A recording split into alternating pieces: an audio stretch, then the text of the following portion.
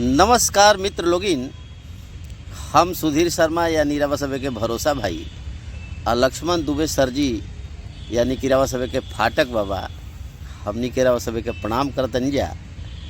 आ एगो नया म्यूजिक चैनल रावा सभे के बीच लेके आ रहल बनी जा। ओकरे दूगो पंक्ति आज रावा सभे के बीच में प्रस्तुत बा। अच्छा लागी तो लाइक करब जा, कमेंट करब जा। ऐसे ही गाना पूरा सच सवर के माने म्यूजिक के साथे रावा सभे के बीच में उपस्थित हुई। ओ गरी सुनब जा, अपन प्यार देव जा। तो आई दूगो लाइन पहले सुनल जाओ। हम जीत न पैनी हो,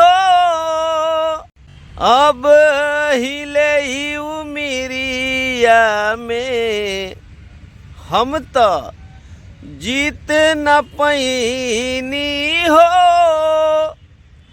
अब हिले ही उमिरिया में। ओ हम के हर दम हरावेले है नेह के बजरिया में। हो